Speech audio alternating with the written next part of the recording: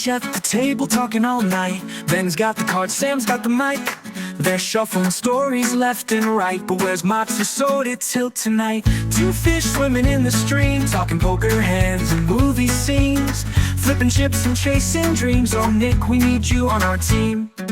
Breaking down plots and TV plots, games they played and the hands they've lost.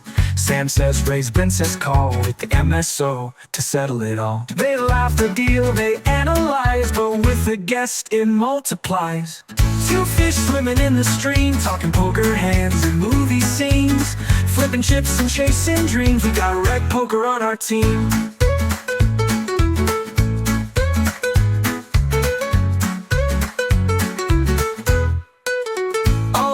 We got a seat for you, with your favorite snack and a fresh cold brew. Come join the chatter, come share the ride. Two fish plus one makes the perfect tide. All our fans, we got a seat for you, with your favorite snack and a fresh cold brew. Come join the chatter, come share the ride. Two fish plus one makes the perfect tide. Two fish swimming in the stream, talking poker hands and movie scenes, flipping chips and chasing dreams. We got rec poker on our team.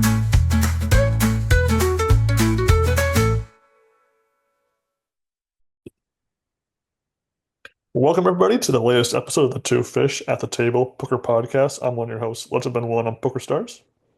Right, the other host, East Coast Sam on PokerStars. Welcome to what I consider to be the gold standard of this podcast, which is reviewing the main event. CBS Sports has released its 2024 coverage, actually released it about over a month ago, and we're going to be reviewing all, I think, 15 episodes of it. Pretty excited. I'm going to consult my rail here. Got it. Okay.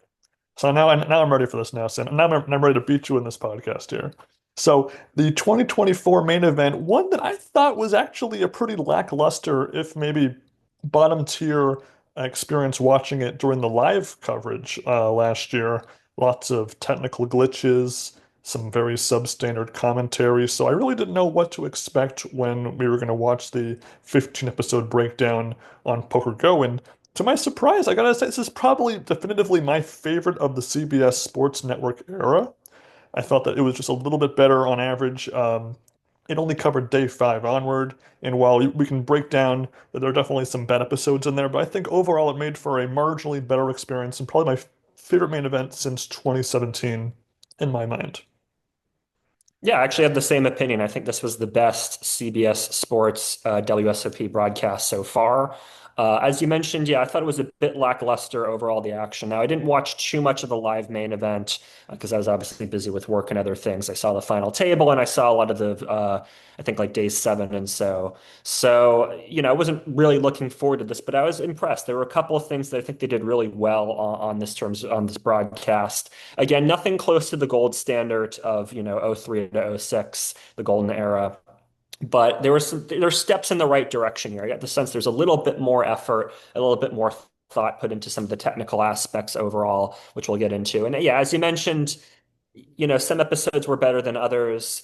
Obviously, the final table is always interesting to watch. I've talked before about how I really like the final 3 tables down to the final one. There's this sort of countdown. Can the small stacks maneuver upward? Are there any big stack meltdowns? How do the people who make the final table, how are they characterized throughout the main event coverage? Is always interesting to see. But yeah, like I was overall happy with what this was, and we'll get into the nitty gritty. Yeah, 10,112 players for this main event. Again, top of the tops for the biggest fields, and even $10 million for first place. Some of the changes in the 2024 main event compared to, say, 23, 22 is we have the card player format of the tournament shown every single episode. So how many day ones there were, how many levels played per day of the main event. Really kind of silly that they kept putting that in there, but I think it's worth mentioning. They have the GTO Wizard of the Day, which highlights a player that maybe played 1 or 2 hands well during that edit of the episode. So again, kind of silly especially when at one time they had 2 players win the award, even though it's like you fabricated this out of thin air, you don't really have to be so silly about it. And for the most part, the outer tables cards tend to be shown maybe a little bit better as far as seeing what their cards were than maybe the coverage than the last couple of main events, even if it's still not how it was in the sort of second era of the main event where they had, the player's name and their cards listed very clearly on the side of the screen with the odds of them winning the hand. But nonetheless, I think it's worth mentioning. And table three finally has proper graphics on the screen instead of it just being that letterbox as it was for the outer table. So a few minute changes, but otherwise, besides those details, a pretty similar main event to 2023. Yeah, one thing I wanted to point out is on the Poker Go website, they have a little thumbnail with the picture of the main event winners, what they've been doing for the last couple of years. And they have this really weird photo of Jonathan Tamayo. Like he's sitting at the table and he's sort of like turning over his shoulder like this, and he's making some weird face. Like it's very strange. Like it looks like he's blowing a kiss to the crowd while also sucking on like a lemon drop or something. It's very odd. I don't know why they would pick that photo. But yeah, I mean, beside that, just a little thing to point out. Lon and Norm are back, which I wasn't quite sure if they were going to come back or not. So it was really nice to hear them. And I think their banter in this WSOP overall was really good. Like they got really sort of snipey at each other sometimes, like sort of, passive aggressive, like good-natured sort of buddy type stuff. But it was really fun to see that. And I really felt like they brought a little bit more energy than they had the last couple of years. So that was nice to see. Jeff Platt is on the floor. They'll cut to him sort of willy-nilly on occasion. They'll just sort of like have a Jeff Platt segment from the live broadcast, not something that was recorded afterward. And then they also do interviews with the players, usually a couple in each episode. And I really like the interview setup. It's not as good, again, as the Golden Era where they're sitting at a poker table and they can riffle chips as they talk. But they have like a nice, well-lit set. They have multiple camera angles. And what they did in pretty much all of the interviews is that they'll have photos of the poker player outside of the poker room. So they'll be with their family or there'll be a little clip of them dancing or something. And again, it's not like a huge deal, but it adds a little bit more life and a little bit more personality. You get to see who these players are outside of the tournament. And they also talk a lot about what they're like outside the tournament, what their hobbies are, what their family situation is. It adds a little bit more zest to the coverage and a little bit more insight into who these people are. Again, the interviews are not very long. They're not very elaborate. But again, a little bit more thought and energy put into this than in previous years. Well, the interviews also get a little bit longer as the coverage goes on. Like at first, you honestly, it feels like 5 seconds to get one sentence in and then it cuts away. Whereas later on, when maybe it's a player's second or third interview, we get maybe a little bit more expansion out into what they wanted to talk about to the camera. And one more thing we didn't mention is that I don't know if it was just me, but I felt like there was a bit more, like an extra commercial break intermixed into these episodes. So like the whole ad break, go back to the action, and then sometimes over the narration of the commercial, like the Rules of Poker is brought to you by Harrow's Entertainment. Sometimes they'd mix in some clips that were maybe a little more fun besides just like stock footage. Like I think at one point they had one player dancing or I don't know, like showing off like him like posing to the camera. Like they mixed those in there so if you were kind of on autopilot and not paying attention to those little 10-second, 15-second parts of the episode, you would miss those. But I just kind of wish either they would just get rid of that entirely or have each one be unique in some way. Yeah, and then the graphics that basically look the same from what I can tell. They have these like little intro graphics that remind me of the Money for Nothing music video from the 1980s with Dire Straits, which is like big blocky sort of CGI characters. And yeah, like they do these a player lifting up cards and then putting their chips in the middle, and it just looks kind of bad. I wish they'd get rid of those too. But otherwise, like the actual, chip stacks on the screen, the graphics showing the hands, those all look okay. Though there's a couple small errors here and there, which we'll point out as we go along. But yeah, I mean, overall, again, pretty typical for the CBS sports broadcast so far. Nothing extensively exciting about the editing or the music or anything, but I feel like they are taking a couple more steps in the right direction. Yeah, I definitely feel that though some of the issues of jumping into a main event halfway through, which is in the case of this edit, is that it's such a scattershot focus until you really get 3 or 4 episodes focusing on maybe like 15 to 20 players in a substantial basis where you can kind of get invested in their main event journey.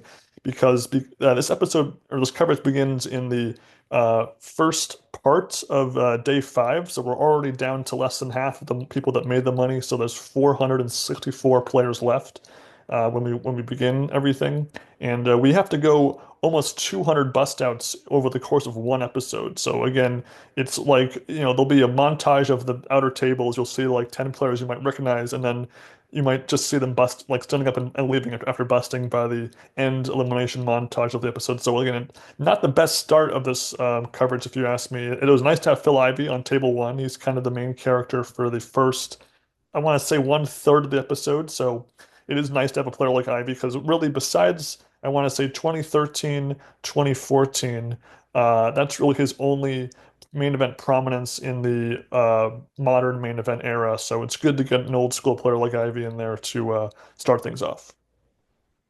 Yeah, I'm glad you brought up that we just jumped right into day five. I mean, I would have liked to have seen just like maybe just a montage showing a little bit of days 1 through 4, a little bit more about the money bubble. They do flash back to it very briefly, but not really enough. I mean, I want to see the excitement in the room when everybody gets to make the money. I want to see a little bit of what happened to the final tables from last year, what happened to Daniel Weinman, things like that. Just a little bit more details would have been nice here in episode one. Yeah, nothing super exciting. I mean, it's always nice to see Phil Ivey.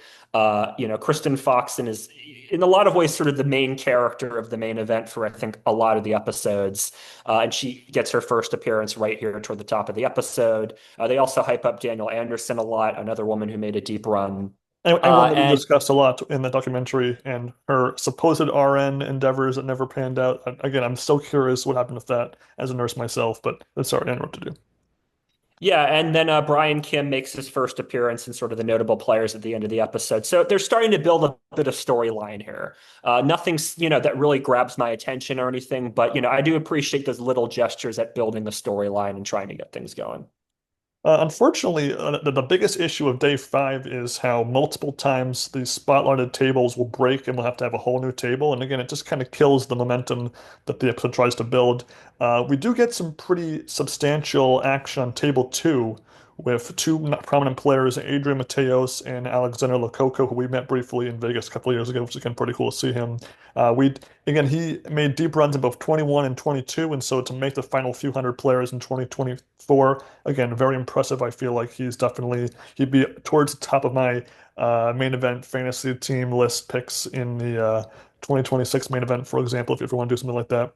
And uh, he does bust in this episode. And Mateos, who was a big stack and I remember at the time thinking he had a real chance to make it very far, loses. He had a 4.5 million chips, although at one point the graphics said he had 440,000 chips. So again, a little episode one, pretty bad typo right there. And again, I would argue one of the top 10 biggest hands of this main event by far is the Aces versus Ace King suited hand that Mateos plays, where he loses a chunk of chips when his aces get flushed out by the Ace King of Spades. And again, I was happy that we did at least get that hand prominently in this episode. Yeah, that was such a spooky hand to rewatch. I mean, Mateos, as you mentioned, yeah, I really thought had a good chance of, maybe not necessarily making the final table, was still a little early, but of really doing a big deep run. So to see him just get coolered like that is really bad. One thing I forgot to mention is that Jamie Gold is featured at the start of this episode, so it's always nice to see him. They do a little montage showing Moneymaker, Gold, and they do show briefly Weinman with the turn of the century, but it's always nice to see Jamie Gold. Yeah, this main event didn't quite have as impressive a run by the past main event champions as 2023 did. Only a Mhm. handful of players, and ironically, the three prior main event champions all survived until day four this particular year. Aldemir, Jorstad, and Weinman, just not enough to make it into the day five edit, of course.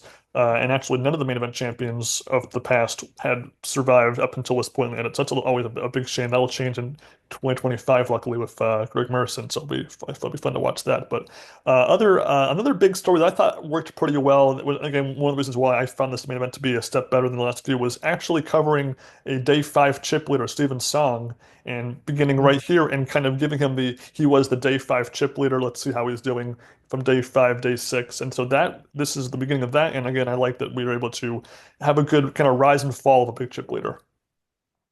Yeah, I always love seeing the chip leaders on days 4, 5, 6, seeing how they're doing. Because it's, even though we've been studying poker for so long and watched so many main events, it still just kind of blows my mind to see somebody with so many chips on day 5, busting on like early day 6 or something. Like it just always kind of shocks me. So it's nice to see the story play. And he seems like a nice enough guy that, it's nice to get some attention and, into the broadcast. And then another thing that you mentioned before, but Jeff Platt, he typically gets kind of one, maybe two bits an episode. And for the first half of the season, it's mostly just him kind of in the outer tables, walking around, finding somebody to talk to. And then the majority of his usage later on is for exit interviews with players busting. I think, maybe around end of day seven until the final table, that's kind of what he does, which is fine. I'm fine with exit interviews, and those usually get a touch more time than, say, the studio interviews that a player might have in the middle of an episode. So I'm not against those, even if exit interviews are not the most, diverse, you know, bits compared to say the nuts were or the greatest thing I ever played or anything like that. But I still thought that was okay. So again, I had a good number of positives. My only issue really was it was unsatisfying to have Ivy be at table one, get a bunch of focus, and then just bust on the outer tables. And again, that's an issue with when a table breaks, your main character, so to speak, gets a very unsatisfactory ending like that. Now, do you approve of the Wizard of the Day for this episode being Lakoko, though? Because, it could have been anybody else. It could have been Steven Song. It could have been Mateos for handling the hand, the ace king hand. I think, we really need to hash this out. Well, also, but I might go on monkey tilt discussing this with you because the other consistent sponsor of this tournament broadcast was Monkey Tilt Daily Fantasy Sports, which again, I don't care for fantasy sports weekly, let alone daily or hourly or minutely or secondly. And again, I understand that if you have a few sponsors, you're not going to have like enough sponsors where it's a different sponsor for every single ad break, but to just hammer it in over and over again. I don't care what brand it is. I'm going to be annoyed regardless. Yeah, absolutely. Otherwise, so again, what this episode I thought was a pretty good start, all things considered. I did like how the first third of the episode was only on the main table, and then the middle third was on table two, and we had a good number of bad beats, and there was its fair share. I feel like 2023 and 2024 had lots of crazy runouts and back and forth hands, and so those are usually pretty exciting, and it makes for a decent but just not ultimately satisfying episode, given that it was such a split focus. Yeah, absolutely. Whereas episode two is the back half of day five, getting us down to the final 160 players, covering three blind levels. And at this time, Kristen Foxen does take center stage on the main table, and we get a little bit of her discussing her childhood, how racing was a big thing in the family.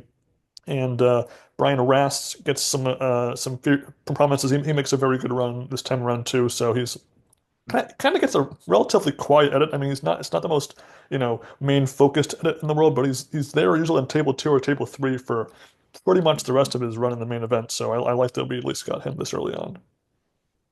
Yeah, I mean, he gets an interview talking about his dogs and things, which I'm not a big dog fan, but again, it adds in a little bit of personality to him. Yeah, as you mentioned, it's a fairly quiet edit. I mean, he is shown in, several episodes and he does do well for the most part. I don't really play him up too much like a threat. I mean, Kristen Foxen really is the main character of this main event until she busts. Gets a lot of screen time, a lot of talk about her. Again, mostly positive. I mean, she does mostly well until we get to the end, and we'll talk about that. Um, yeah, I mean, this is very much her episode. She's called the Wizard of the Day in the episode. Gets a lot of focus, which is good. I mean, she's a good presence for the game and a great player, so it's a nice episode to see. But again, you have Rast and you have these other players as well as, people who are making their first deep run ever. It would be nice if there was a little bit more characterization for them in there. Well, also, Brian Rast does go on quite the chip rise in this episode. He goes Mhm. from 1.6 million to over 7 million. So, both for the main two characters of sorts, you could say, Fox and Rast, it's a good episode to give them some good poker play on display here. There was really only one true, like, amazing highlight for me as far as the hands in this episode. It was this hand with Beefarella on the second featured table, a second iteration of table one, where he tanks twice of queens against aces pre-flop and gets clocked twice because the action went back to him after he'd been called the clock on. And again, it's a very rare occurrence where the clock is called on the same street or pre-flop in a hand. So I thought that was noteworthy. Yeah, I thought that was too. It was also interesting to hear Lon and Norm talk about stalling and the clock being called because obviously those are big discussions, and we'll get to next year's, the 2025 main event, very big discussion. So it's kind of curious to see. I wonder if they, watch the 2025 main event. They're kind of like setting things up across the years in their coverage. I don't know. We'll see. But I have to wonder if, that maybe played a role. Really, my two big issues with episode compared to episode one was that I thought that there was just too much table jumping and action hopping around. Nothing really could sink in too much besides maybe Brian Rast's ascension. It was an unfocused episode, lots of action, but nothing. Well, besides the double clock call, nothing as I thought was like outstanding content. And also there was a pretty annoying bit with Jeff Platt recapping day five busts that we'd already seen. I mean, this is episode two of the main event. It's one thing if you're recapping like from 10 episodes ago, but when it's the episode prior, I think it's a little silly to have that sort of recap display like that. Yeah, and I really have to wonder like what they were sort of thinking in terms of the Jet Plath stuff because I like his clips during the live streams. It adds a little bit of break in the coverage. It's kind of interesting to hear him interview people. So I mean, you could have just spliced in an interview. It doesn't even have to be on day five. It could have been earlier in the tournament or later in the tournament in that spot instead, and that would have been okay. I don't mind these interview segments being in here. I like Jeff Platt's presence. I think he's good getting interviews out of players. You don't need to just have, some random clip of him like that. Yeah. But so again, I thought it was a mixed bag of day five, but I felt that these episodes were kind of the first day of this coverage was always going to suffer because it's kind of we're coming right in kind of cold to the action. So I was confident that I think day six would probably be a bit better. But we'll get there now because by day six, we now have with only 160 players left. It's a bit easier to kind of focus in on the top pros that are relevant to the game now that will be running deep. So guys like Brendan Cantu, Jonathan Tamayo, other players like Ren Lin will be a bit able to kind of shine because now there's less splitting up of the field all over the poker room as there's only about probably like 18 tables left at this point, whatever it is, with 160 players. So, for the most part, day six does about 1 to 1.5 levels of action per episode to fit in to 4 episodes in total rather than doing it two. And usually that's pretty standard nowadays, having 4 episodes for day six onward.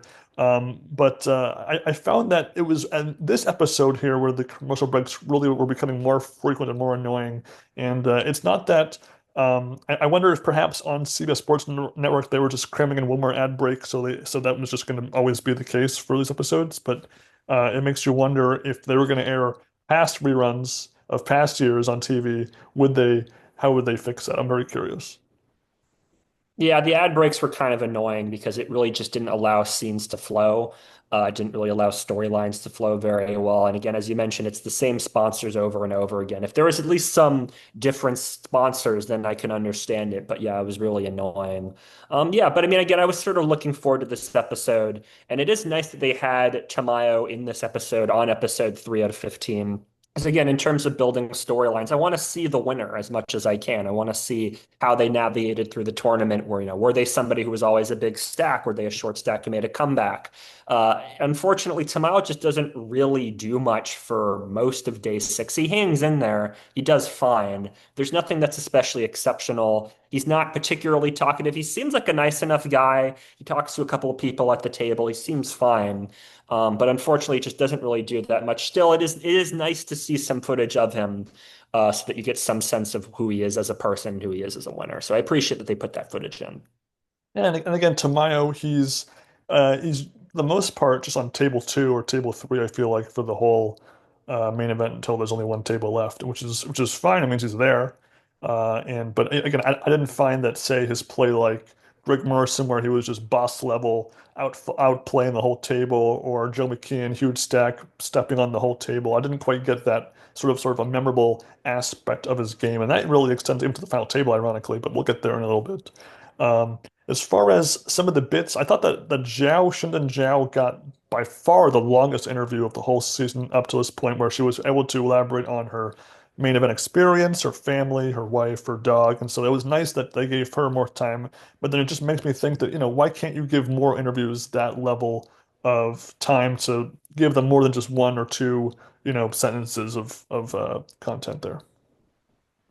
Yeah, I mean, she comes off like a very interesting person. It's always nice to again see an amateur or less experienced player make a deep run. So it was nice to have that interview. But yeah, as you mentioned, it would be nice. I would rather have fewer interviews with more depth than more interviews with less depth.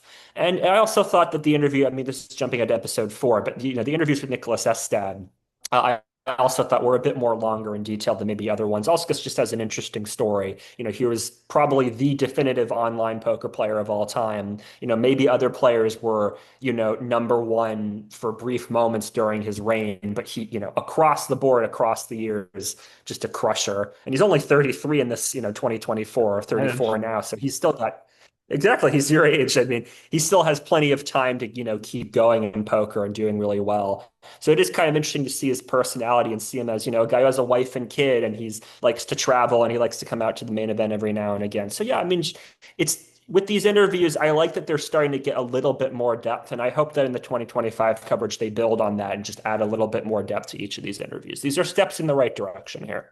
Yeah, and again, Astedt really he finally gets to sort of make his presence known in day 6 here. He wasn't really in day 5, and again, we get a few snippets of what makes him a revered online player, some of his accomplishments. Because again, watching this live, I said had never heard of him, and I'm not even sure Mhm. if I really knew about him during like day 6, day 7, day 8. Like I think I didn't really learn that until the final table for the most part, like who he was.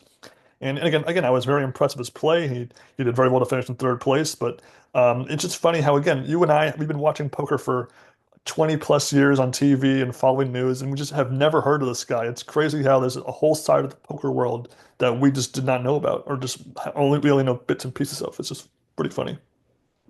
Yeah, well, he's an online player for the most part, and he doesn't do streaming or social media or anything like that. So, it kind of makes sense. And again, this was a good debut for him and getting 3rd place in the main event. We'll obviously talk about the end when we get there. And coming off again very well in this coverage. So, hopefully that he'll be introduced to more people like us and start to build a name for himself in poker. And it was in episode 3 here where we had our first kind of true hand shown at the outer tables, where there was an all-in pre-flop rather than the cards already being on their back, and it's like 4 cards are already out and we got to the river. Like it was like they finally, tried to break a couple of the rules of the first episodes to give us a bit more substantial action. And it was again kind of almost framed as a female-focused episode with Jindan Zhao and Foxen playing a lot of the edit hands, and we at least see Daniel Anderson on the outer tables. And Stephen Song stole a chip leader. He kind of had reclaimed the chip lead after losing it during on day 5, which again, it's fine because it's hard to stay on top when you as long as you allow chips. It's not a huge deal really. So again, it was an okay episode. I guess there was some pretty swingy hands, and we did see our Duckman Caps play a pretty bizarre hand where he went all in but one chip, and then the other guy shows his hand accidentally like out of turn, and just some weird stuff happening like that. And again, that's why I'm not really a huge fan of this whole all but one chip rule, because that one chip can be so tiny on this big table, it can be hard to see it if especially if it's over the card, so it's not even like its own separate spot on the table. So I can see that and if you're like on the far end of the table on the other player, it can make for some dicey spots, especially if they have like drinks or card protectors on the table. I think there has to be some sort of fix to that rule. Yeah, I mean, well, it's done for, stalling on the money bubble. I kind of understand that you want to level up. But yeah, it is kind of annoying. It's annoying to watch as a viewer. You know that the person's going to go all in and they're just trying to buy time. I get it. The money, especially as you get longer in a tournament, the money jumps are pretty big. An extra $10,000 really can change your life. But yeah, I mean, I think Daniel Negreanu proposed on Twitter that that be abolished, that there would be a rule that if you put in 90% of your stack, it's considered an all-in. I don't really know how I feel about that per se, but yeah, I think that there should be changed a little bit as time goes on. Now, one other thing I want to mention about this episode is that Lon and Norm were talking about how this is an Olympic year, 2024, and I think it was Norm who said that poker is kind of an Olympic sport. So, a little bit of the mind sport Olympiad maybe creeping its way in there. That's very true. And there was actually a pretty cool Jeff Platt bit discussing a connection between Daniel Anderson and a player last name Barclay, who Mhm. had met, and they offered to give 1% of their action for the main event, and they're both now in the main event this year. So it's kind of cool to see these little like background stories that exist, even if another player makes particularly much further in the main event. It's just kind of cool to see stuff like that. Yeah, absolutely. Episode 4 here gets us down to the under 100 players, and a player that I had forgotten was in this main event and ran far was this player named Rene Nezoda, one of the guys from the sort of second era of the show Storage Wars, which was a show that we used to watch. I want to say for the first two-ish, three seasons maybe before you kind of get tired of it. So it's kind of funny to see a guy that's not known for poker, but was on TV, doing pretty well for himself, making it to the final 100-ish players in the main event. That was kind of cool. Yeah, I mean, I haven't really heard of him before. I knew of Storage Wars, of course. And unfortunately, it's just this one hand that we see him and he busts in 123rd, but still a little nice to see him. And it was funny because his cards actually like fell off the table during the all in. There was a three-way all in that he busts in. So it was kind of a weird thing. This was the first episode where we hear Astedt talking. And I don't recall hearing him speak during the live coverage at all. So this is really, for me, kind of my first time hearing him talk, which is kind of a weird thing to say out loud, but I just figured it was worth mentioning. Yeah, I mean, he moves to the feature table in this episode, and this is, really where his myth starts to sort of build, and they're hyping it up in the narration. Again, rightfully so. I mean, it doesn't do anything, huge in this episode, but you get the sense that this is a guy who's respected, who's feared, who people should really be focused on, which is kind of nice in terms of you have Tamayo, the actual winner, who's kind of in the background. If you're watching this show for the first time, I don't think you're going to get like, oh yeah, it's going to be Tamayo. You're probably thinking Kristen Foxen or Estad, or hell, it'll be like an Estad Foxen heads up match or something. So it is kind of a nice bit of misdirection too to kind of focus on Estad. Yeah, but really, I didn't have too many notes for this episode. I thought it was fine for what it was. It was kind of your average-ish day six action. We lose Daniel Anderson, we lose Nazoda, we lose Renlin. We see guys like Jason Segel, who we know from his final three tables in 04. Not too much else really going on. We learned a bit more about Alex Barton, who will be pretty much on I think the main table for the rest of his run for the most part. It's just another player. Nothing I found too particularly memorable about him, but he's just a guy who gets a bit more focused going forward.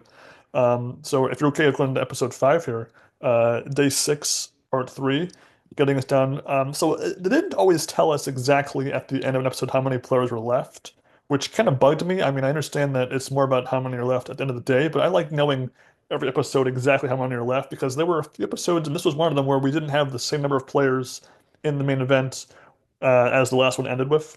So I want to say episode Hmm. 5 began with 88 players, but we thought there were 92 left in episode 4 when it ended. So again, kind of Hmm. weird stuff there. And for the most part, on day 6, since the number of tables is single digit, there's less table reconfiguring. So for the most part, we don't get too much of a table one for the first half, and then a different table one for the back half, for example. Yeah, and we start to sort of see this guy Montoya who sort of popped up in episode 4, but in episode 5 he starts to get sort of a bigger edit. He gets an interview. There's a little bit of sort of controversy involving him because he sort of talks about like, oh, I want the flop to be, these 3 cards, and then I want the turn to be this. A bit more personality, a bit more talkative. And again, as I've talked about this before, I'd rather have somebody be at the table and be talkative and outgoing and be a little bit annoying and maybe, poke and prod at the rules a little bit than just 9 people not saying anything. But it is sort of nice. I don't think he crosses the line too much, but just sort of things like, oh, you have queens versus ace king, so I want the flop to be, queen 10-9, and then you could hit a jack on the turn. Little things like that, little needles that could rub people the wrong way. And then we also see Moreau's sort of step up into the coverage here. He hadn't really been mentioned before, but here you get to see him knock out a guy in 79th place and then a big celebration afterward. And again, I like to see stuff like that, though granted, it makes me wonder about the Havad Khan rule. Are they still enforcing that? Is that still a thing? Because, he runs over to his rail and there's like 12 people jumping and screaming and sort of crying. It's like, Havad Khan rule, guys, whatever happened to that? But again, they're starting to build these storylines a bit as time goes on. Yeah, it was around this time where I found myself not really taking too many notes per se, not because there weren't highlights, but because for the most part the action kind of settles in a nice, comfortable middle ground of like nothing bad, nothing amazing, but kind of like solid, 6 to 7 out of 10, action. So it was, again, I thought it was at this point where I felt truly that the momentum of the season was building. We were seeing now the same few players have ups and downs and survive rather than just being shown for one hand then being gone on the outer tables, for example. And there really weren't that many bust outs on the featured tables of these episodes that were anybody substantial, but I still thought that at this point we have some pretty crazy swings. Like, for example, this is kind of the big The big hand with Song on the last hand of the episode. He overplays ace three suited against Ested's aces pre-flop, and even though there's a spade sweat on the flop, or there's a turn or whatever it was, Ested doubles up. And again, it's those kind of weird, overplaying your big stack moments that I always enjoy. And again, you could argue this is one of the, two or three spots that allowed Estet to accumulate a third place finish. Oh yeah, I mean this was a really big hand. I mean this was a huge change in chips. And again, it happens, sometimes you just overplay a marginal hand. But yeah, this is sort of like a nice way to end the episode of like, here you go, this guy who's been hyped up as like a major player and now has all these chips. And Song, who had been hyped up as the chip leader, is now down. So it's kind of a nice little cliffhanger leading into the next episode. Yeah, and one more thing I did take note of was that even though it was there were sometimes like table graphics shown for like I swear 3 seconds tops. That was like the woman all-time money list or the Brazil all-time money list or like the average age of the main event every year or the final table age. And I like seeing math like that, but it's not Mhm. given a lot of time. Like I swear, if you blink, you might just miss it on the screen. And they don't really analyze or break down. Like you could like tie into maybe like a Jeff Platt bit with like that kind of graphic, maybe add a little bit more meaning to a section like that. And again, if you like, screenshotted each table and put it into a PowerPoint, I'd, be happy to look through it. But I just felt like maybe give us a bit more time for stuff like that. Yeah, absolutely. Or have Lon and Norm just talk about it, just mention, oh, the number one all-time money winner in Brazil is insert name here. That just helps a little. Mhm. But otherwise, we have one more episode for day six, and for me, probably one of the weaker ones of day six here. Besides the continued fall of Song, and we lose Montoya, it wasn't a particularly big episode. There's only four eliminations over this episode anyway, so it's going to be a bit slower of an action. And there was a return of another noticeable not quite like a verbal typo by Norm, where at one point he says that Foxen drops under 20 bigs, but really she had paid off a river bet that was 20 big blinds. She'd still had 7.5 million chips, and the blinds were 100K, 200K. So it was weird that if he had said like Foxen drops 20 bigs to player X, that would have made sense. But I wonder if maybe they just didn't quite get the phrasing right for the script. Yeah, that happens sometimes. Yeah. And then Helmuth, who was a longtime friend of Brendan Cantu, despite their 08 tanglings in the main event, he does provide some snacks to Cantu. And Cantu, again, he's like got a baby stack for pretty much the rest of his time in the main event. But it's just kind of fun to see a guy like him, who's normally a crazy big bet, big bluffer player, nurse a short stack like that for this long. Very impressive stuff. It was fun to see a little bit of Helmuth, even though he wasn't in the proper poker action. Yeah, and Cantu's always an interesting presence to have because kind of like Montoya, he's a bit needly with the way he talks to people. Like in the song Estad hand, he like chimed in the middle of the hand, was like, "Hey guys, there's 69 players left," which I thought was kind of weird. And yet it is also just kind of interesting to see him, have this relationship with Phil Hellmuth, and they do have a flashback to his bust out in 2008, busting against Eastgate. So again, it's kind of nice to see a little bit of that. He doesn't do anything super special here.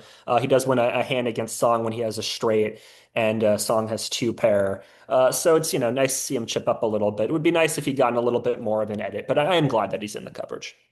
Yeah, and again, even if some of the day six action wasn't really top action in poker history, I thought that at least by having a good number of episodes on these characters, they were able to be more important to the audience's emotions when we get to day seven, where if they bust out, we at least saw them play for, 5, 6, 7, 8 hands apiece, so that we saw them at play at this point. Hmm.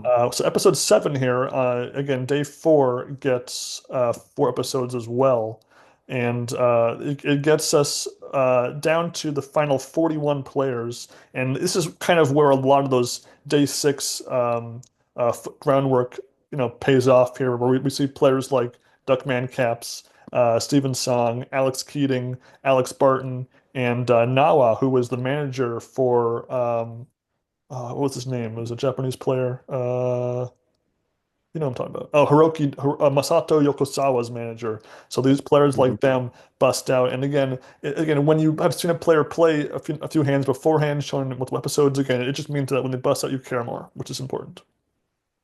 Yeah, and this is, sort of the day emphasized in the coverage that this is moving day. You're not quite at the end of the tournament yet, but this is a time where you need to move your stack up and just hope that, you can consolidate chips and put yourself in a position to make the final table. And yeah, like I feel like that is the case in this episode. I mean, we see a number of bust outs pretty quickly and people trying to consolidate chips and get hands together. Very gross, a Kings versus Aces hand where Hernandez manages to win, get almost 40 million chips and set himself up for a deep run. And an interview with Kristen Foxen about women in poker and how they should be confident. She doesn't really play the women's events because she feels it kind of puts a barrier and you should, step up and try to challenge men. And again, does very well for herself in this episode. So again, it's nice to see that she again gets a good, healthy edit with these longer interviews to really flesh out her philosophy on the game. And also, you mentioned the King's Aces hand. Again, that was Davis, who was the day seven chip leader. So again, another example of giving us a chip leader and seeing a crazy happening occur due to a cooler situation. Tamayo kind of plays the executioner role on table two, busting multiple players. And unfortunately, Estet gets lucky in the river. It's double to Zhao on the last hand of the episode, which, again, if Zhao pulls off that hand, there's a very strong chance that she might, hit the final table like Leo Marquez would do the year later. And that would have been very impressive. And I would have been on her support for sure to see her do well at the final table. Otherwise, I did feel that the action on the episode was maybe a little too fast-paced, a little too frantic in its efforts to show every single bust out in some capacity. Mhm. And it was also the first time I actually disagreed with the Wizard of the Day, where it was Foxen again, but she lost a couple of hands in episodes. So I thought it was kind of strange to. Usually, the Wizard of the Day only gets like one or two hands in episodes so that they could win both those hands and then be easily the Wizard. It was kind of an odd choice there. Yep, and the mango chip is introduced. I really like the mango chip. I think it looks vibrant and stands out against the green felt, so I like that. I mean, it looks like I don't know, donkey vomit colored. I'm not a fan of the of these chips. And again, ever since they changed the chips by a change in venue, I just prefer those old colors from the last iteration of the main event's chip colorization. So I don't know. It's because it's like it's got black, you got this weird orange, you got this like ugly purple. I don't know. It's just not a fan personally, but I guess it's all subjective. Yeah, it looks like mango. It doesn't look like vomit. Ah, vomit can be mango color, trust me. Unfortunately, with episode eight, the back part of day eight, a lot of Zhao's drop is skipped during and in between episodes, so it doesn't really work as well as seeing her continued fall. And also, again, this is an episode where we see multiple table breaks, and so it kind of really kills the vibe of the episode because it's very unfocused due to that. Yeah, we do get a lot of emphasis on Moreau's. There's a lot of videos of him dancing and shuffling, which I just can't dance like that, so I'm impressed by it. And I did like how they put videos of Moreau's dancing over the ad reads, so they had Yes, in a that's what I little meant box. earlier. Yeah, yeah, and in the background you can see Moreau's dancing. I really like that as a touch. It just adds a little bit more personality to it. They do hype up both Kristen Foxen and Zhao at the start of the episode, like two women making deep runs, hyping it up. So to kind of just see Zhao decline it's just kind of heartbreaking. It adds to the tragedy of the moment, but just I just wish she just played a couple hands differently. Yeah, I just wish she had. and I did like how we had Brian Kim go over his 2022 run and sort of how he's more confident this time. And again, it's funny how you make a final three table run in the main event, and then you're back 2 years later. You're in the zone more. Again, guys like Newhouse or the late Kyle Karanen or players like that who have these sort of 2 year broken apart runs. That second run they have more success than this first deep run, and it's just funny to see each time it worked out that way for somebody.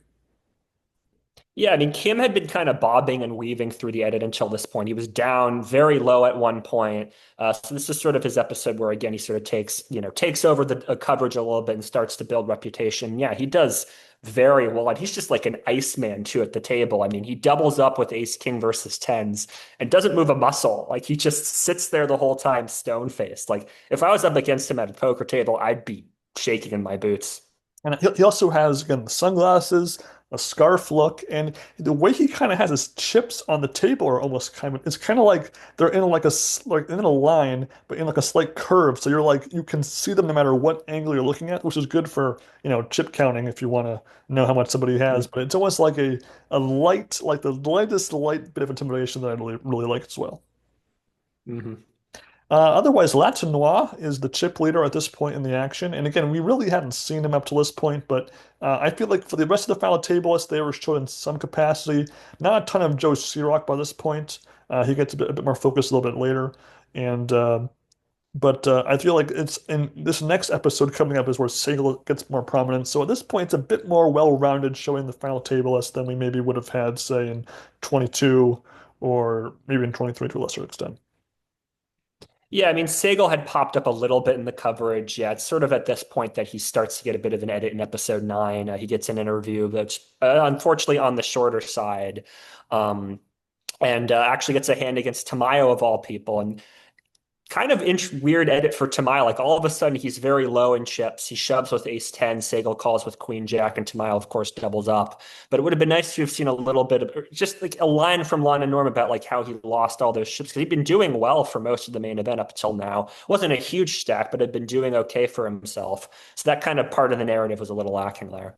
Yeah, and but then as you mentioned, episode 9 is the halfway point of day 7. We're down from 4 tables down to the final 3 tables, and again, I felt that with at this point, I wish they would just show the full chip counts of the whole field so we could sort of lock in on the top 3, maybe the bottom 3, bottom 5 players, because there's some sneaky short stacks in the field that you just don't really get to really see like, oh, can these short stacks hang on and survive? And a bunch of them really do as on more as part of day 8 than day 7. But nonetheless, I would have liked more of that sort of attention. The underdog story is always fun to check out. But I at least did appreciate that when we consolidate the action of the final 3 tables, we see one hand from each table a piece to start off with. That was always a good touch.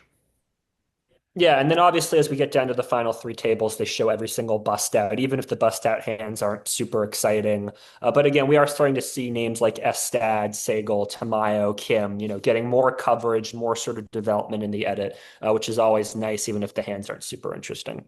And there was a hand in episode 9 that was the only time a hand would be interrupted by an ad break and then cut back to the same hand after the ad break, which is odd because, again, Mora gets clocked out of the hand. So I guess it kind of made sense to pick a hand like that for that.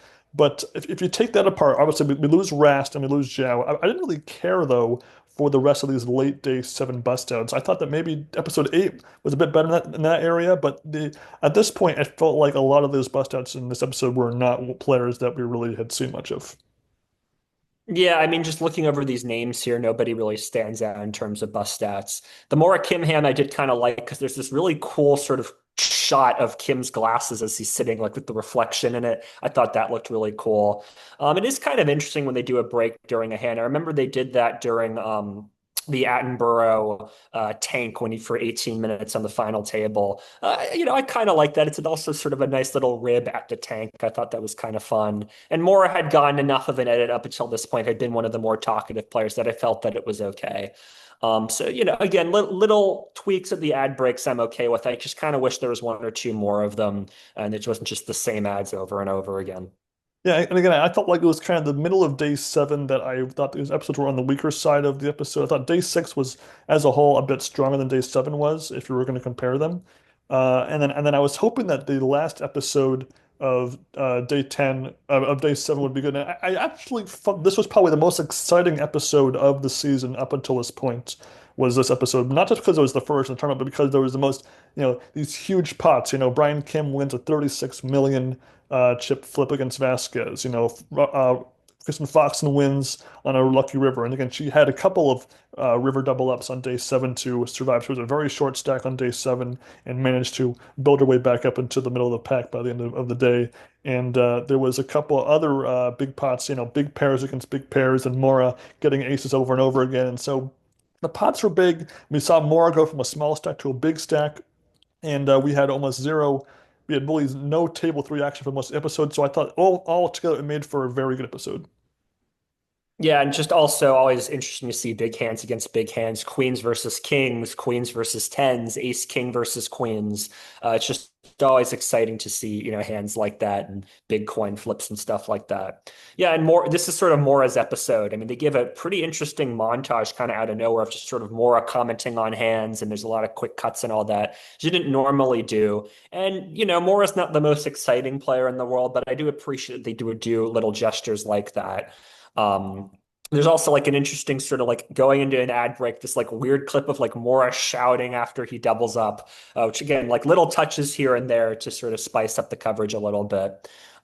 Even though the wizard for this episode was Sagal, who didn't do a whole lot, I kind of figured that Mora would be given how much of an edit he got, or Foxen doubling up with Kings or something. I don't know. Yeah. But yeah, this was an interesting episode to watch overall, definitely. My only early issue was we didn't, of the four players at busted, we didn't really know any of them. But if you Mhm. discount that one detail, lots of big pots, Russell not being able to fold jacks against Coelho's aces for 62 million chip pot, which would be a big stack of the final table at that point in time. So again, lots of big pots. So it put me in a good mood to watch the day eight content, which only gets two episodes, but it is only covering from the final 18 down to the final nine. So I guess it kind of makes sense. And again, it was a pretty solid episode. I clocked for the start of the episode what place everybody was in when the episode began. And so with 18 players left, the bust outs were the players that were in the kind of the middle bottom of the pack. So that was kind of cool. We didn't have the bottom three stacks go out first. We had Morose, Otero, Bryant, and I think there was one more that I didn't write down. But these were guys that were in the middle of the pack because those short stacks early in the day eight action survived and won their first all-ins apiece. So that kind of consolidated the chips enough where you would have that sort of shakeup. Yeah, and this is really where Jordan Griff steps into the coverage. I think he'd appeared a couple times before, but this is really like his episode, managing to double up early on with Queens rivering the Queen, as we will hear over and over again for these last four episodes, and also getting his interview right at the start of the episode, talking about his day-to-day job as a project manager and how this is the craziest year of his life because he's not only going on this run, he's expecting a baby. And again, Griff comes off like, pretty cool guy, seems like the type of guy you'd want to have a pizza with. So it's nice to see us finally step into the edit and get some coverage going. And again, the three of the bottom four stacks to begin day eight made the final table. And so again, you just don't see that very often with these main events nowadays. Usually it's a bit more boring and predictable, but players like Foxen, Coelho, Franchi, they're all in the top nine to begin the action, and none of them at the final table. So again, it means that there's a lot of shaking up things, which is always fun to watch. And again, it was around here where we kind of got to get more into the vibe of this weird vibe that Joe Siroc goes for. And there was one hand where Siroc plays a hand against Astedt where literally every single thing about Siroc Norm roasts. And that made for one of the funnier hands of the season, if you ask me. Yeah, I mean, I like Sirach. Like he comes off like a cool guy. Again, like another guy you'd want to share a pizza with and sort of just talk about. But yeah, like the weird clothes, weird sunglasses, just a sort of weird vibe. It feels like he really cares about how he's doing, but also doesn't really care about how he's doing. He dances at the table. He talks sort of weird. Again, he seems like a totally cool guy. Like I'm not trying to make fun of him, but yeah, like Norm really just like body slammed him in this episode. It was really funny to see. Yeah, and then in the last hand of the episode, Moreau's busts with his jacks into Kim's aces, and so we're down to 14 players before the final table bubble episode. And usually, I like it to be maybe one or two fewer players left before the final table. I mean, we've had years where the bubble was one bust out for the whole episode, maybe two, maybe three. This one is five, so it makes for maybe a slightly rushed episode. I think this was one of the weaker final table bubble episodes we've had, but at least we knew two of the five bust outs were pretty substantial to me. I mean, we knew Fox and we knew Mora by this point, but we didn't really know the other three all that well. Yeah, absolutely. I mean, Yeah, James, I mean, like I can barely recall how he was in the coverage before this. The final table bubble itself, I mean, the final 10, like, I appreciate that they did multiple hands, so that was kind of nice. There's a little bit of tension, but yeah, like I didn't feel super bad when Coelho busted. It wasn't really like a crazy hand. So yeah, I mean, obviously the main focus is Kristen Foxen, though oddly enough, they hype up Brian Kim to start the episode, not so much Kristen Foxen. You think they want to do it the other way around. And I think I told this story when we were talking about the 2024 main event. I mean, I just remember seeing her on this day thinking, oh my God, she's not just going to make the final table, she's going to win. She's got this big stack. She's been making all these smooth moves. So to just see this hand again, just, oh, so heartbreaking. Yeah, I mean, I think with like 15 players left, she was the chip leader, and while it wasn't a huge chip lead like Joe McKeon or Jamie Gold would have had, it was still the chip lead of 15 players left in the main event. And so, there was just a couple of ill-timed hands. She made a pretty bad bluff to Kim at one point on the first hand of episode 12, and then the infamous hand with Fox, Nick, and C-Rock. And again, she had made a lot of really good instinct moves all main event long, so I understand that she was trusting her instincts in the moment. But against C-Rock, I mean, he probably had one of the wider ranges of the field at this point. And while we didn't quite get a taste of that during the edited version, during the live version, we definitely got a taste of that. And so with against a guy like him, because he can be so swingy, I can see why she might think, oh, he could be having the 7-6 suited versus the ace king suited or something. But on the other hand, if he has you crushed, he has you crushed, and he's probably not folding. So, you know, again, it's a tough spot, and she wouldn't have had a huge stack if she just kind of shuts down at that point in the hand. But it's still pretty painful to watch. Yeah, and it's also interesting where it occurs in the edit. It happens about halfway through. There's the Jeff Platt exit interview, and then Norm and Lon kind of talk about it a little bit, and then it's just sort of onto these next hands. It feels a little anticlimactic. I mean, yeah, she's in 13th place here, and you still have a couple more people to bust out. But it just sort of feels like, there's an anticlimactic feeling to it. There's just a feeling of, she's just sort of shoved out of the way after, again, being really the main character of this coverage up until now, to just sort of see her dropped. And she will be mentioned moving on in the coverage, but just doesn't quite feel right to me. Yeah, and then we lose Mora and Franchi afterwards, and then the bubble itself was only 10-ish hands in real life, so obviously you can only show so much of that in the edited version. It's only the last 12 minutes of the episode, and probably the most noteworthy part of bubble play was this fold by Tamayo of Queens on the first hand of Final 10 play, which gets mentioned, I want to say, 3 or 4 times during the final table after the Mhm. fact about was it a good move, was it a bad move? And obviously we see it was a bad move because it would have won the hand most likely if he'd played it. But unfortunately, Quello was the short stack with 10 left and goes out in 10th. And again, it's this, was it like Stephen Garfunkel syndrome where, short stack goes out easy peasy, no drama, no like double up first, then busting afterwards or anything like that, like Gail Bowman had or something. So again, I guess we probably saw him play a bit more than guys like James or Franchi up to this point in the action, but it still wasn't a like, oh, why couldn't he have made the final table moment for me? Yeah, and then obviously we end with Griff being the big stack by nearly 50 million. I mean, that was sort of, again, he was really like the champion of this day of the coverage. They mentioned that he increased his stack 884%, which is pretty crazy. And Kim being in second place, Estad being in third, Tamayo only being in seventh. Now, they sort of mentioned going back to episode 11 that he was sort of like a main event executioner and they showed a little montage but it doesn't get like a super prominent edit. So again, I mean, if you were just happened to be watching this for the first time and you didn't know that Tamayo was going to win, I don't think you would know that he was going to win based off of this edit, which I kind of like and kind of don't like, because I like it because it's a bit of misdirection and it's a surprise when he wins, but I also wish he'd gotten just a little bit more attention, a little bit more meat in terms of how he played, because yeah, as you mentioned, the biggest hand involving him is him folding queens, which obviously was a big controversy and a big. Well, I want maybe controversy is a strong word, a big talking point among people when this happened back in 2024. But I would have liked a little bit more meat on his storyline. But I did like the other hand on Bubble Play with C-Rock against Griff, which is what gave Griff the chip lead, where C-Rock flops a straight, Griff flops a set and makes quads, and so C-Rock loses about 50 million to Griff. And again, C-Rock had that river gone differently, we're talking he's going to have an even bigger lead than Griff had over the final table than what Griff would ultimately have. So again, it really could have been C-Rock's game to lose by that point had that gone a different way. So again, it made for a weaker episode, but I still thought it was a pretty strong date on the backs of the chip, surprises as far as where everyone would settle compared to where the day began.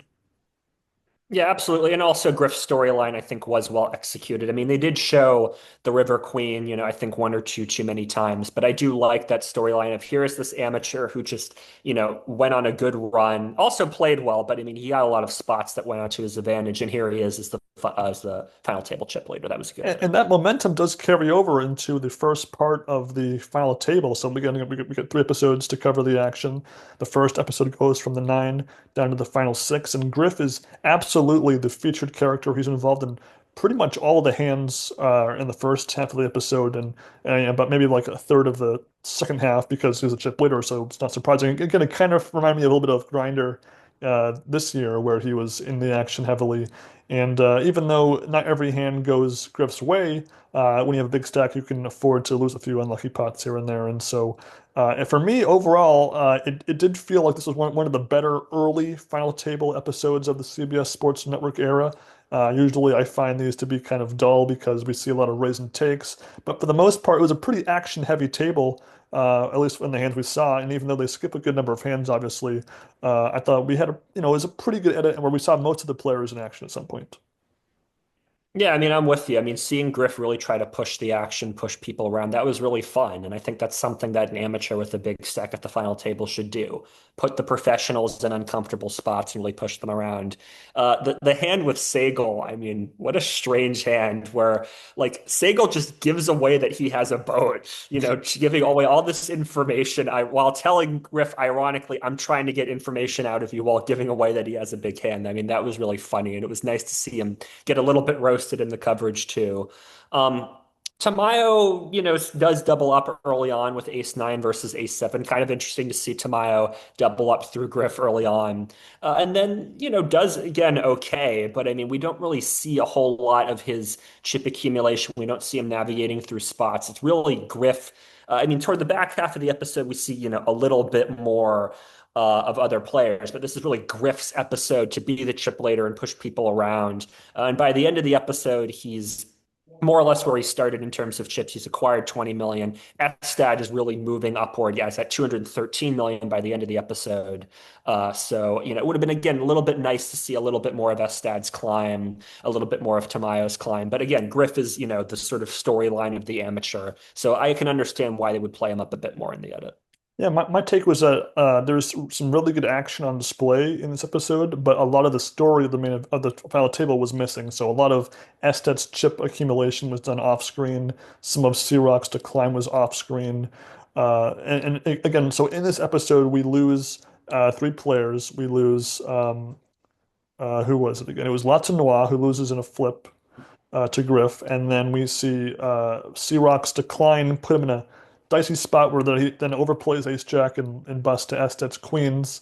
So again, C-Rock again had one of the probably the bigger negative like equity performances at the final table, being that he was in the top half of the table when it began and got out in eighth, and then Brian Kim tries to match that accomplishment by overplaying King Six. And again, he'd gotten unlucky in a couple of spots and was in kind of a precarious chip stack at that point. But I feel like, just fold the King Six. I mean, I know you're only playing seven-handed, but Ested's gonna call you with any hand that pretty much any hand that he would re-raise with that's better than King Six.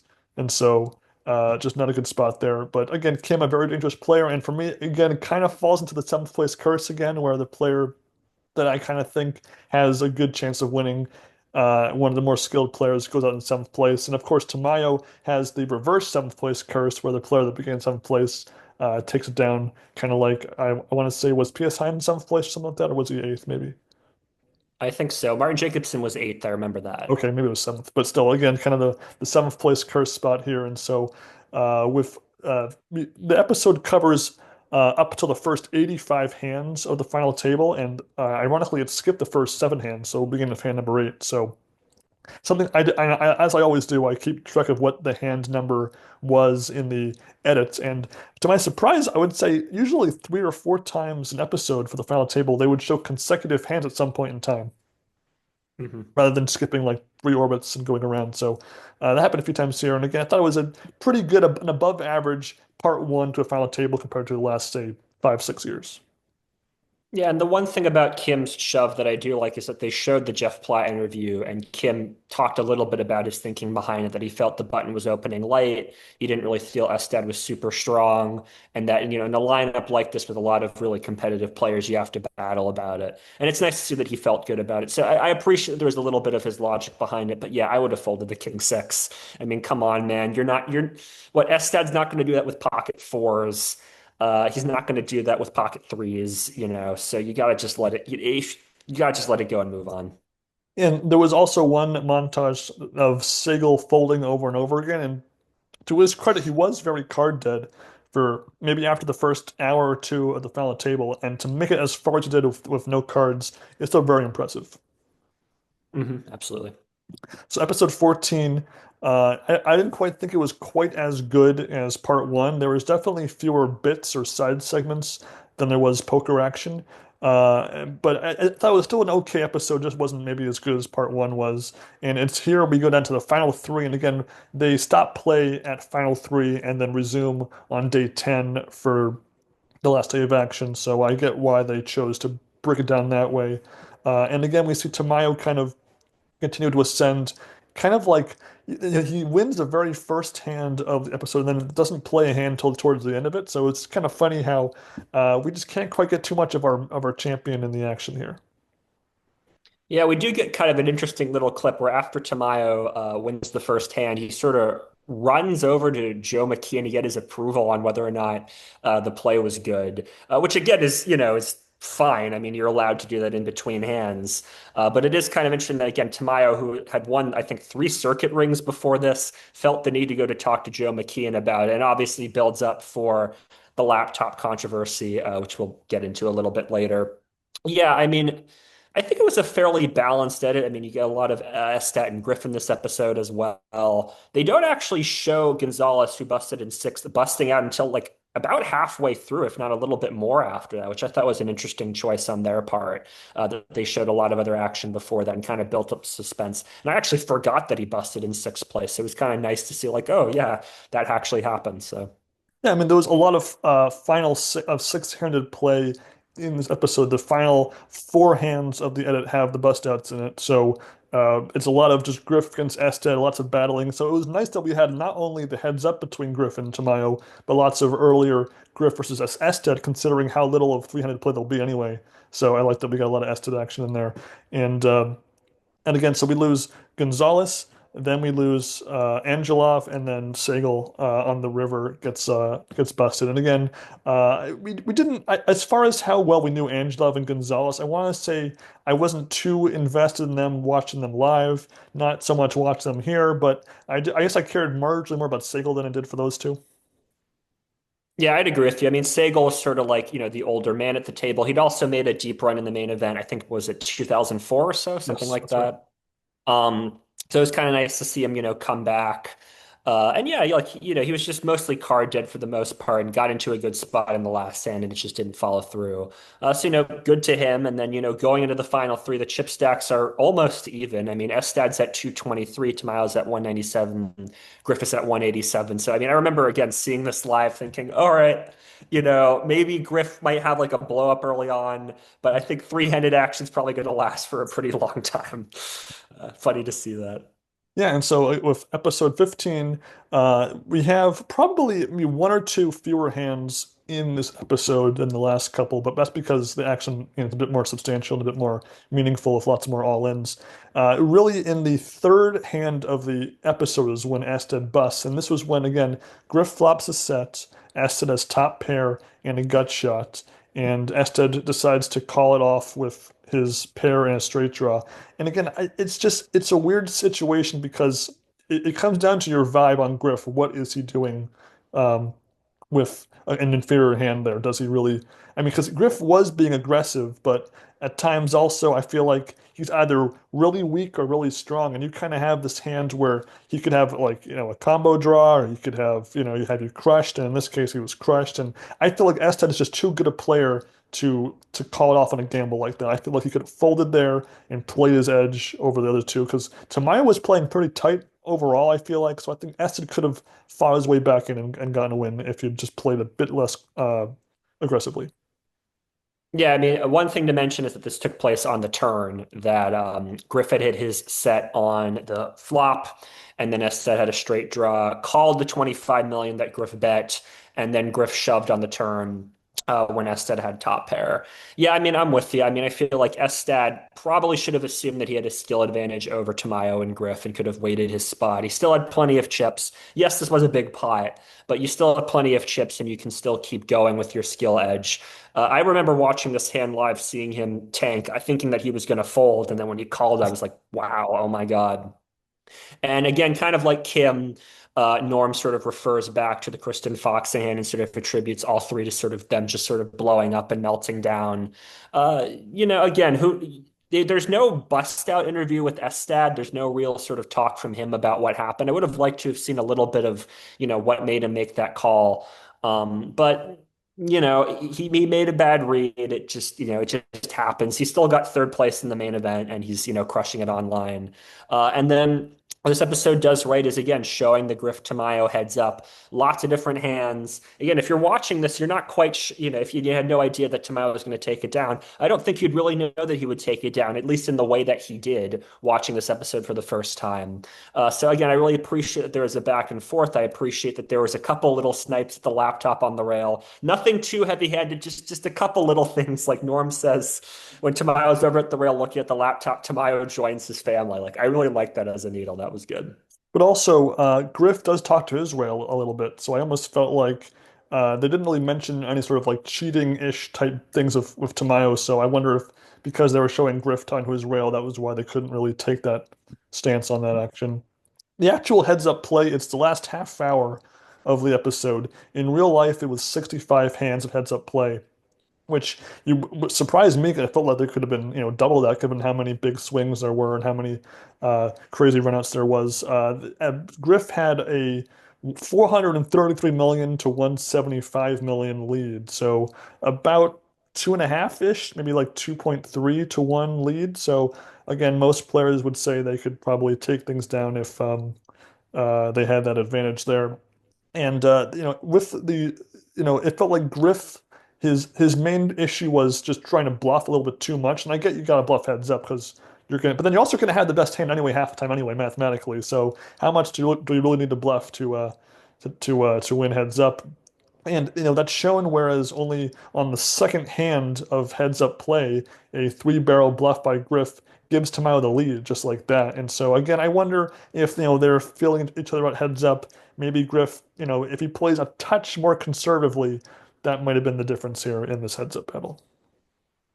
Yeah, I'm with you. That's how I felt watching Griff live, that I felt he was just trying a little bit too hard to bluff, maybe trying a little bit too hard to kind of seal the deal and take it down in one hand. And Tamayo did a pretty good job for the most part, sniffing out his bluffs and getting in there. And it kind of interesting how he'd sort of like tank, sort of like squirm around because he hadn't shown that much emotion up until now. And then we would put the chips in, he'd do this like he'd slam the chips in like this.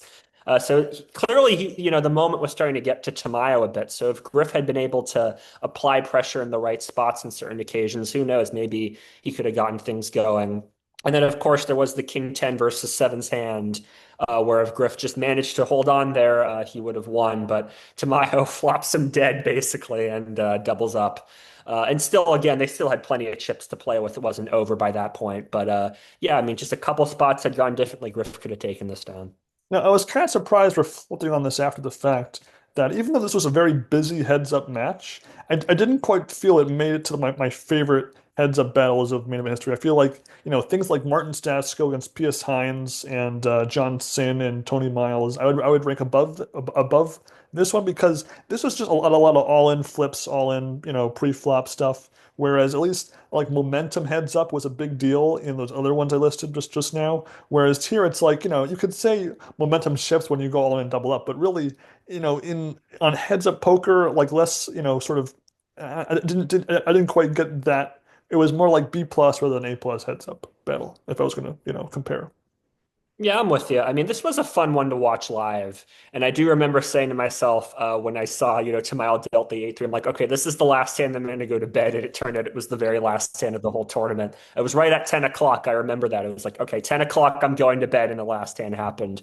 Um, yeah, I mean, again, it was still exciting. I didn't quite know who was going to win, Tamayo or Griff. I liked the big swings, but yeah, I'm with you. It doesn't quite make the top tier because if the play had just been a little bit better, if the bluffs had been a little bit better timed, then maybe it's like A minus. But yeah, it just quite misses out. Yeah, and obviously with there only being a handful of three-handed play uh shown, because again, three-handed play only was about 9 hands long anyway, so it's kind of hard to really have anything meaningful in the edit. So again, it's still made for a good episode, just not my favorite. And Joe McKeon, kind of in an impromptu, improvised moment here, actually presents the bracelet to Tamayo. Joe McKeon wearing sweatpants, of course, on a big stage. It was kind of funny to have these, Jack Effel in a suit and everyone wearing all dressed up, and he was wearing sweatpants to present this big bracelet event to his roommate. And he does give a small speech. To his friend and roommate, which again is nice. And again, we have our personal beefs with McKeon, but I will appreciate that if you won a main event championship as your roommate, I would wear whatever clothes I was wearing, I would present the trophy to you. So it all works out fine, I guess. Yeah, and it is, kind of a sweet and sort of surreal moment to see, McKeon hand the bracelet off to Tamayo, these two roommates who had been together for such a long time, and they both have their banners up. And you can also tell Tamayo like cares about it, that he's soaking in this win. It touches him. So it is kind of nice to have that moment at the end. Even if again, we don't have to rehash the laptop controversy, even if, you feel that he didn't quite deserve his win. It is sort of a nice human moment to see him soak in that victory at the end. Yeah, and really, as far as my overall thoughts on the final table, I thought it was one of the better ones of the CBS Sports Network era. I felt like, Mhm. again, Ested probably could have won this had he played a touch tighter. I feel like he probably could have pulled this one off. And if Griff played a little bit tighter and less bluffy, they probably wins this one later on in the action.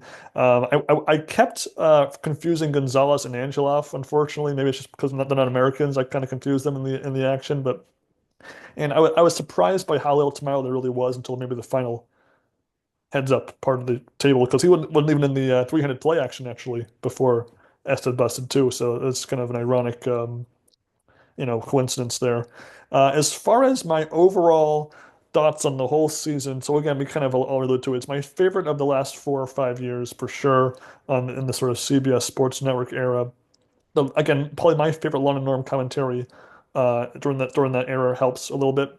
And again, they fortunately didn't have too much outer table action in the edit. Maybe like 10 to 12 hands, maybe if of like true hands Mhm. shown. So that was helpful. But too many ad breaks. The chip leader stories, they were chip leader, they were gone. Those were effective. And I thought it was unfortunate that we didn't have more Estet early on, but I at least thought that he was a new character in the poker sphere that we learned about at least. Yeah, I mean, I'm with you. I mean, this is definitely not one of the worst ones. This is one of the best ones of the CBS era, if not the best one. I'm happy to say it's the best one of the last 5 years. As I mentioned, I like that Lon and Norm were more energetic. I like that there's a bit more thought put into the interviews. I do appreciate that Tamayo was featured early on, even if he wasn't super prominent, super exciting. Yeah, I mean, it is kind of anticlimactic how Tamayo won it, that he kind of just made the fewest mistakes. Kim blew up, then Estad blew up, and then Griff just made a few too many bluffs, and Tamayo kind of backed into the wind, so to speak. But again, I think he deserved his win. That's really what poker is. It's not just about playing your hands, it's also making the fewest possible mistakes, letting people blow up around you and hanging on to your chips. Yeah, I mean, I liked this coverage overall. I mean, maybe this is like C tier or something. I don't think it's D tier. I think it's a couple rungs off the bottom. I'd be, willing to watch clips from this again in the future, and especially in compilation reels and highlight reels. Again, I just wish Kristen Foxen had made it. I wish that storyline had paid off in full. And hopefully with the 2025 coverage, we see another step in the right direction. I mean, there's so many exciting storylines in 2025. There's so many exciting moments and great personalities. So hopefully they can really up their game next time around and really take advantage of that great footage and make an amazing coverage. And then again, it was my favorite live experience of the main event, maybe since ever, because since started Yeah. watching in 2017 on ESPN on the live broadcast version. So we'll be excited to see. Let us know in the comment section if you felt this was a better main event compilation, or maybe you found issues with certain things that we didn't find, or vice versa. There's plenty more poker content coming to our watch sphere coming up. I know that recently on YouTube, the No Limit World Series of Poker documentary series was forcefully removed after the discovery that there was AI produced content in the episode that was, I think it was like a speech by Alan Keating or something that was like done via AI. And I can understand if a brand doesn't want to have AI in, reality like documentary coverage, because it's kind of like you're almost like faking history. So I can respect that because it's their brand and they have the rights to control what is, displayed with their brand. So I can respect that. So it might mean that we review Chase the Dream on its own rather than compare it to No Limit. We'll see if they re-release the content in a timely fashion to facilitate us watching it in accordance, or if we'll readjust. Yeah, I'm looking at the Poker News released an article on removing the documentary. And yeah, Alan Keating in the documentary had artificial intelligence used to make up quotes that he never said, which is a pretty big no-no in documentary filmmaking. You're definitely not supposed to do that. So it says here the WSOP is going to edit the documentary, take over from it, remove any AI quotes, and then republish the first six and future episodes. So it's not clear if when that's gonna happen exactly. Obviously, there's plenty of poker action and poker content to come, so we'll talk about that. But yeah, I would like to watch those videos at some point. I watched the first episode before it was taken down and took notes on it. So I'm curious to see if there's any differences between the one I watched and the one that's going to happen next.